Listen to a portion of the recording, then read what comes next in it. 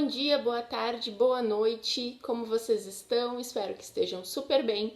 E hoje a nossa aula é sobre República Velha ou Primeira República. Esses nomes vocês vão ver se vocês olharem outros materiais didáticos ou até mesmo na internet. É bem comum a República Velha ser chamada de Primeira República e a Primeira República ser chamada de República Velha.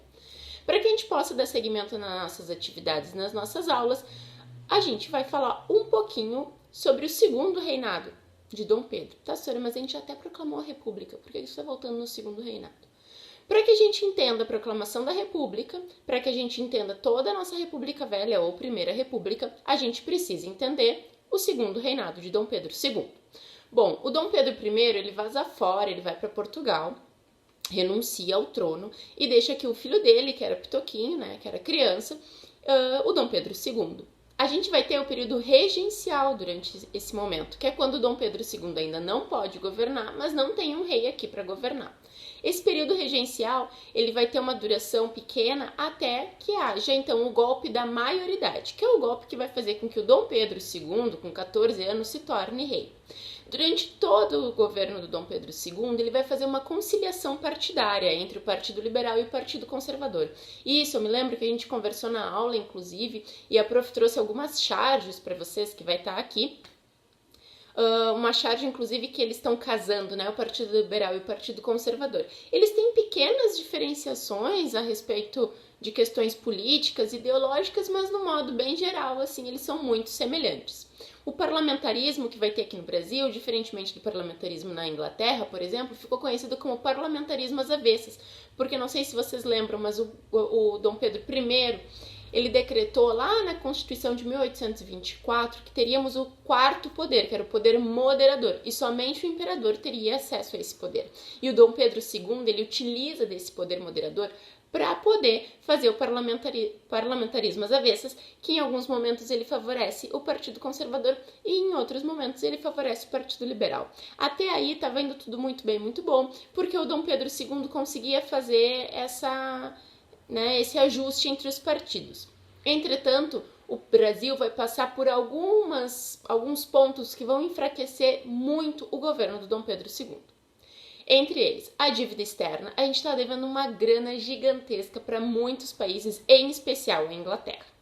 O segundo ponto é a abolição da escravatura. Esse, sem dúvida, foi a gota d'água para as elites brasileiras agrárias em especial. Porque pensem comigo, no momento em que Dom Pedro II, por pressão da Inglaterra, que já tinha abolido a escravidão, e começa a pressionar o Dom Pedro II para que ele também faça a abolição da escravidão aqui no Brasil, e ele faz essa abolição, os cafeicultores, né, em especial o pessoal da agricultura, não gostou disso. Porque imaginem só, a partir de agora eles teriam então que começar a pagar um salário para as pessoas trabalharem nas suas fazendas, nas suas plantações e não mais utilizar de mão de obra escrava. Além da dívida externa, além da abolição da escravatura, Dom Pedro quebrou os pratos com a Igreja Católica e os militares, o exército estava muito descontente porque eles não eram valorizados durante o governo do Dom Pedro II. Isso tudo fez com que então os militares pegassem a figura do Deodoro da Fonseca, né, o marechal, na época, e dessem um golpe de Estado. Esse golpe de Estado foi a nossa proclamação da República. Então, a República Brasileira, né, já começa, a gente para de ser uma monarquia e começa a ser uma república a partir de um golpe. É válido lembrar que durante o governo do Dom Pedro II que surge um carinha chamado Barão de Mauá, que ele era um cara, um empresário, enfim, que começa a fazer investimentos no Brasil e começa a tentar, mesmo que de maneira singela, desenvolver a nossa indústria, a criar estradas e tudo mais. O Barão de Mauá, ele acaba falindo, ele não consegue, né, manter a estrutura que ele queria, que ele acreditava, também por boicote das elites, né, agrárias em especial, que não queriam uma industrialização. Para eles estava tudo muito bom, tudo muito bem, continuando, se o Brasil continuasse a ser um país de agricultura, de plantação. Nesse período, o que bombava era o café. O café brasileiro era a nossa principal mercadoria, que a gente vendia para o mundo todo, e em especial para os Estados Unidos. E gravem isso, porque daqui a pouco, quando a gente começar a ver os conflitos sociais que aconteceram na República Velha, a gente vai entender um pouquinho por que foi tão determinante que os Estados Unidos fosse nosso principal cliente do café. Bom, gurizada, então, para que a gente consiga entender um pouco a nossa República Velha, a gente tem que lembrar que ela teve 2 períodos, né? Um da República da Espada e um da República Oligárquica. A República da Espada basicamente levou esse nome porque foi o período que a gente só teve presidente militar. A nossa república ela vai começar com um golpe de Estado, quando Marechal Deodoro da Fonseca dá o golpe de Estado no Dom Pedro II, tira ele do poder, acaba a nossa monarquia e começa então a república. O Deodoro da Fonseca ele não vai ficar muito tempo. O período da República da Espada foi de 1889, que é a proclamação da República, até 1894. E o Deodoro da Fonseca, que vai ser o primeiro presidente, ele não fica muito tempo porque ele é considerado autoritário, inclusive pelos militares. Além disso, a economia no Brasil estava um desastre. Teve a política de encilhamento, que foi quando Rui Barbosa imprimiu dinheiro a rodo e fez com que a nossa inflação fosse lá nas alturas.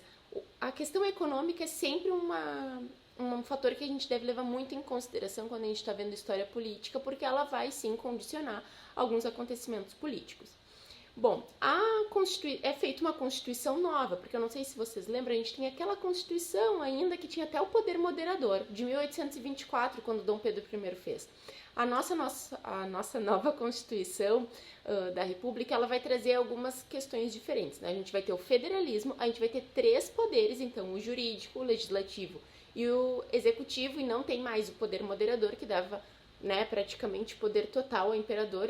O poder moderador para de existir e a gente começa a ter um Estado laico. E se antes, lá na nossa Constituição de 1824, nós tínhamos eleições feitas a partir do voto censitário, que era a partir da renda, os votantes podiam votar conforme a renda que eles tivessem, então tinha que ter um salário mínimo de tanto para poder votar. A partir dessa nossa nova Constituição da República, a gente passa a ter um voto, então, somente para homens maiores de 21 anos e alfabetizados. Ah, Sora, é melhor, não precisa mais ter dinheiro para votar, agora qualquer um pode votar.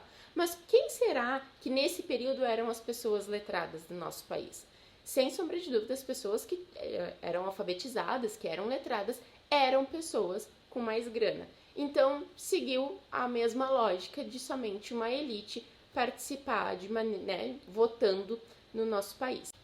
Então, depois do Deodoro da Fonseca, ele começa a sofrer uma pressão gigantesca, em especial dos militares, para renunciar. E quem vem no lugar dele é o Floriano Peixoto. Sora, é muito nome, eu não vou me lembrar desses caras. Não precisa te lembrar de cada um dos caras, a ordem correta, que ano foi, nem nada assim. Vocês precisam ter um panorama geral da República da Espada para a gente poder entender um pouco melhor como que acontece a República Oligárquica, que é a que vem a seguir. O Floriano Peixoto, ele já consegue melhorar a economia, ele consegue ter uma aprovação muito maior, mas mesmo assim, ele acaba, depois de um tempo, tendo que chamar as eleições, e a gente vai ter, então, as eleições que vai colocar no poder a nossa República Oligárquica. Bom, pessoal, para a gente entender um pouco, então, da nossa República Oligárquica, que vai de 1894 até 1930, nós temos que entender o que é uma oligarquia. A oligarquia, basicamente, como eu já falei para vocês, é o poder nas mãos de poucas pessoas, que nesse caso aqui eram os cafeicultores, que eram, o pessoal que tinha mais grana no Brasil nesse período. Esse governo de poucos, ele vai acabar desencadeando vários conflitos sociais, que a Prof já colocou no portal um resumo, e eu vou falar aqui no vídeo também sobre os principais para vocês. Para que a gente entenda um pouco como que se dava esse governo nas mãos de poucas pessoas, a gente tem que entender o que foi a política do café com leite. Era basicamente uma panelinha que rolava entre o Partido Mineiro e o Partido Paulista, que eles se acordavam que cada vez um deles ia ter direito a ter um presidente. O nome de café com leite é porque o principal produto de São Paulo era o café e o principal produto de Minas Gerais era o leite. Então ficou conhecido como essa política do café com leite. Como que se dava isso? Basicamente porque o voto não era secreto. O voto a cabresto ficou muito conhecido no período, em especial devido ao coronelismo. O coronelismo era basicamente um xerife do período, tá? Era um cara que tinha muito poder numa determinada região, tinha muito poder, muita grana, e ele controlava toda aquela região ali. Então, o coronel, pegava, né, o curral eleitoral dele, pegavam as pessoas ali da região que ele morava, que os homens maiores de 21 anos e alfabetizados que poderiam votar, e levava essas pessoas para votar. Basicamente, eles ameaçavam elas ou com a própria vida, né, ou ofereciam alguma coisa de benefício, sei lá, um chapéu, uma bota, comida, coisas assim bem básicas para que as pessoas pudessem votar nos representantes que os coronéis haviam decidido quem seriam.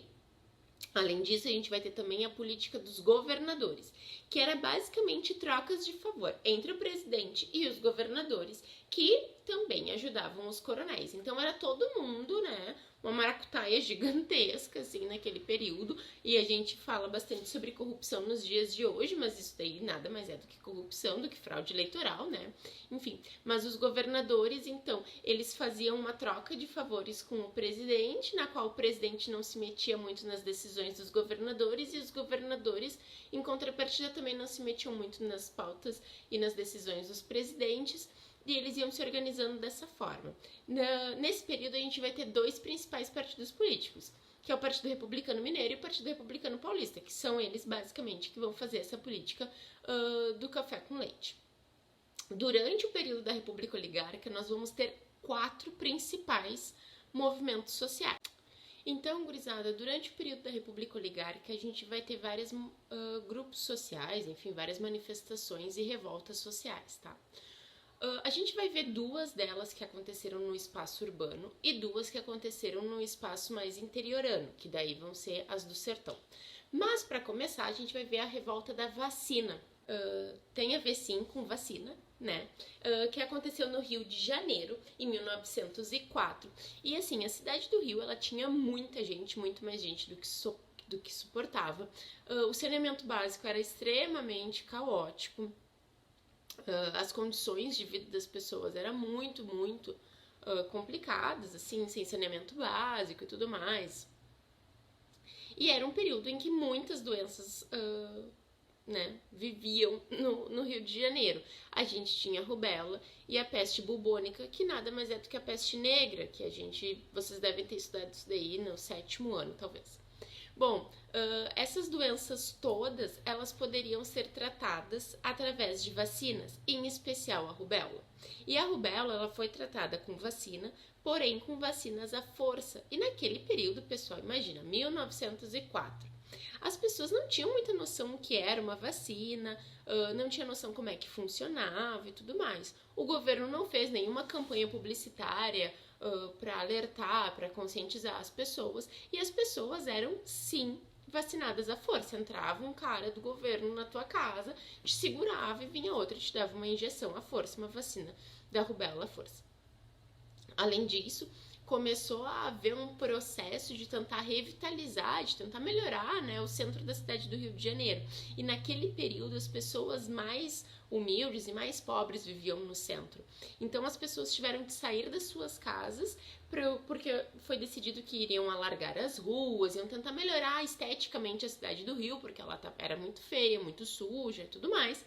E para melhorar, fazer essa melhoria estética, eles precisavam retirar as pessoas dali do centro. E essas pessoas mais humildes, mais pobres, começam a ficar mais na região periférica, mais marginalizadas, né, nas margens. E é aí que vão surgir, então, as primeiras favelas do Rio de Janeiro. É nesse processo de tentar, né, deixar o centro da cidade do Rio esteticamente mais agradável. Mas a revolta da vacina foi uma revolta popular, onde as pessoas se indignaram por ter que tomar vacinas à força, sem nenhum tipo de explicação.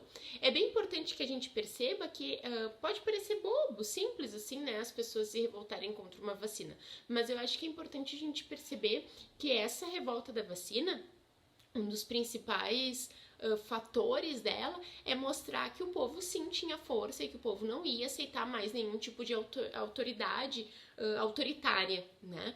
Porque o autoritarismo, fazer coisas à força com as pessoas, não era legal. Outra revolta que a gente teve no período da República Oligárquica foi a revolta da Chibata. Ela foi em 1910 e aconteceu no Rio de Janeiro, e o principal líder foi João Cândido. Nesse período que a gente está estudando, 1910 e tudo mais, a Marinha ela não tinha o mesmo nível que o Exército. Na questão financeira mesmo, os marinheiros eles ganhavam muito mal, eles tinham uma alimentação horrível e ir para a Marinha era basicamente assim, quem não deu certo em nada, quem não tem eira nem beira acabava indo para a Marinha. E quem será que nesse período não tinha muita possibilidade de emprego, não tinha possibilidade de estudo, não tinha muito o que fazer da vida? Os negros, porque haviam passado por um processo de abolição da escravatura, não foram reinseridos na sociedade, então eles acabavam procurando a marinha como forma de se manter, de sustentar. Então o número de marinheiros era enorme de pessoas negras, né? As pessoas negras, os homens negros, eram um número maior dentro da marinha. E a Marinha era ainda a única das forças, né, armadas do nosso país que permitia o castigo físico. Logo, os marinheiros eles podiam apanhar dos oficiais, né, das patentes mais altas, então tinha punição física. Só que assim, os negros em especial, né, que estavam na Marinha, os marinheiros no modo geral, eles não tinham muita noção de coletividade e de união e de pensar enquanto categoria, assim. E o Brasil vai comprar 2 navios super modernosos da Inglaterra e eles acabam tendo que enviar alguns marinheiros para a Inglaterra para aprenderem algumas coisas, enfim, mecânicas, né, de como funcionava o navio e tudo. Quando esses marinheiros vão para a Inglaterra, eles descobrem que lá os marinheiros não são tratados à base da fome ou da base do resto de comida, que eram muitas vezes, eles não tinham castigos físicos, eles não eram menosprezados na sociedade, enfim, eles tinham uma condição super ok de vida. E aí os marinheiros brasileiros, quando voltam pra cá, ficam meio tipo, gurizada lá, não é assim que funciona, por que a gente tem que estar assim? Os oficiais do exército, da marinha, desculpa, os oficiais da marinha percebem que os marinheiros voltaram da Inglaterra meio querendo se organizar, meio que se achando, e começam a ficar cada vez mais violentos e mais duras as penas dos marinheiros. Até que um dia, um marinheiro bêbado acabou agredindo um oficial da marinha, alguém de uma patente superior a ele acabou agredindo, não sei bem como, mas ele foi condenado a 250 chibatadas, né, na frente de todos os outros marinheiros. Esse marinheiro ele quase morreu, imagina, né, 250 chibatadas, ele acabou quase morrendo, e os marinheiros se organizaram então e tipo, não vamos aceitar isso porque estão passando de todos os limites. Eles tomam um barco, um navio, esses navios que eles trouxeram modernosos lá da Inglaterra, eles tomam esse barco e organizam ele, né, assim, estacionam ele virado para a cidade do Rio de Janeiro com todos os canhões apontados para a cidade do Rio, e eles dizem que se não melhorar as condições dos marinheiros e eles não tiverem anistia, o que é isso? Quando acabasse essa revolta, esses marinheiros que se revoltaram contra os oficiais, contra a marinha, né, enquanto instituição, não seriam penalizados por isso. Eles colocam pressão, bastante pressão, inclusive, né, nos oficiais da marinha e na marinha mesmo, e eles acabam cedendo, né, a marinha acaba concordando, tipo, não, a gente vai melhorar as condições de vida de vocês, não vai mais ter chibata, a gente não pode mais bater em vocês, e vai ter anistia para todo mundo que tá se rebelando contra nós. Eles entregam um navio, saem do navio, entregam o navio, tudo bem, fizeram o acordo, tá tudo certo.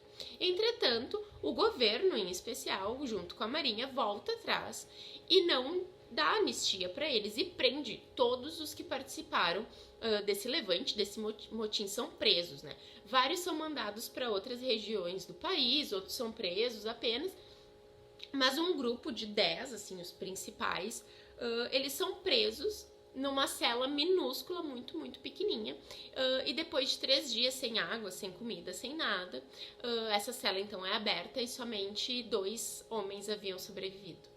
E um deles é o João Cândido, né, que era aquele cara, o almirante negro, que ficou conhecido lá no período em que eles fizeram um motim.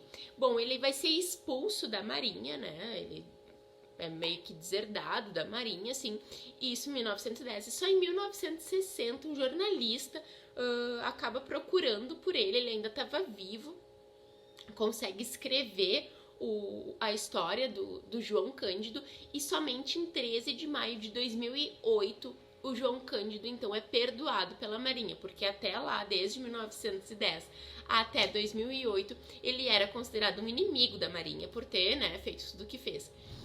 Em 2008, a partir de um decreto presidencial, tipo, o presidente mandou a Marinha perdoar o João Cândido e ele não é mais, então, um inimigo da Marinha, né? E essa foi a revolta da Chibá. Bom, em 1896 a gente vai ter a Guerra de Canudos. Essa guerra ela vai acontecer no Nordeste brasileiro e ela vai ser liderada pelo Antônio Conselheiro. O Antônio Conselheiro era um cara que não acreditava na República, que ele era monarquista, queria que voltasse a monarquia, em especial por ele ser super religioso. E como eu já falei para vocês, a nova Constituição do Brasil dizia que o Brasil era um país laico. Logo, poderia haver casamento somente civil, poderia ter enterro somente civil, não precisava mais ter essa relação com a igreja. E o Antônio Conselheiro, por ser extremamente religioso, acha horrível não ter vínculo com a igreja e ele acaba indo morar numa região de Belo Monte. Só que o Antônio Conselheiro, ele era visto pelas pessoas, né, tudo mais, quase que como um messias, assim, um salvador, um enviado de Deus. E as pessoas começam a se organizar para ir morar em Belo Monte, também para fugir da pobreza, de uma situação super caótica que as pessoas viviam, questões econômicas super delicadas e tudo mais. As pessoas vão para Belo Monte porque lá as pessoas viviam de forma comunal. O que é isso? Eles viviam em comunidade, onde todos se ajudavam, eles não pagavam os impostos para o governo. E eles vão se organizando assim dessa forma, em forma de comunidade, e as pessoas começam a procurar Belo Monte. Essa região de Belo Monte, com o Antônio Conselheiro, acabou tendo 15 mil pessoas, tipo, era muita gente morando lá. Só que a mídia acabava fazendo uma propaganda super contrária ao Antônio Conselheiro, dizendo que ele era um fanático religioso e que ele estava organizando essas pessoas, né, essas 15 mil pessoas que moravam lá, para formar um exército para derrubar a República e voltar à monarquia. A República, né, acaba ficando muito pistola, tudo isso, e os republicanos, então, os soldados republicanos, né, amando do Estado, acabam indo até a região de Belo Monte, onde vivia, né, o pessoal de Canudos, onde vivia o Antônio Conselheiro e todos os seus seguidores, e eles acabam fazendo, né, um atentado contra Canudos. O pessoal de Belo Monte consegue resistir numa primeira, né, assim, uma primeira tentativa do governo, eles conseguem resistir. E então, na segunda tentativa do governo, eles levam 10 mil soldados e não tem nenhum sobrevivente. As 15 mil pessoas que moravam em Belo Monte, elas foram mortas nessa guerra, né? A Guerra de Canudos. E tem vários livros que vão tratar sobre a Guerra de Canudo. Os Sertões, de Euclides da Cunha. O Guimarães Rosa também, que é um escritor brasileiro, vai falar sobre a Guerra de Canudos, que aconteceu no sertão, né? No Nordeste brasileiro. Outro movimento que nós tivemos foi o Contestado, que aconteceu em Santa Catarina, né? Não era mais na região tão urbana do país como no Rio de Janeiro, mas era aqui em Santa Catarina. Foi bem menor que Canudos, mas um padre também, o José Maria, ele acaba juntando muitas pessoas, né? Ele junta um grupo enorme de pessoas que são contra a criação de uma estrada que ia ter na região de Santa Catarina, feito por uma empresa estadunidense, só que essa estrada estava tirando as pessoas das casas que elas moravam, porque onde a estrada ia passar não podia ter casa ali no meio, então as pessoas eram desalojadas, eram levadas para outras regiões, ou muitas vezes eram só retiradas de suas casas para poder fazer a obra. O José Maria, ele também era visto como um enviado de Deus, né, pela população que seguia ele. O governo republicano não aceita, faz uma investida super forte contra, acaba vencendo, né, a República acaba vencendo, destrói a Guerra do Contestado, consegue vencer, né? Mas foi mais um movimento social que a gente teve nesse período, com um caráter mais messiânico, que diz, né? Que é quando tem um Messias, um Salvador, alguém que veio, né? Um enviado de Deus para nos ajudar, que era o José Maria, assim como o Antônio Conselheiro na Guerra dos Canudos.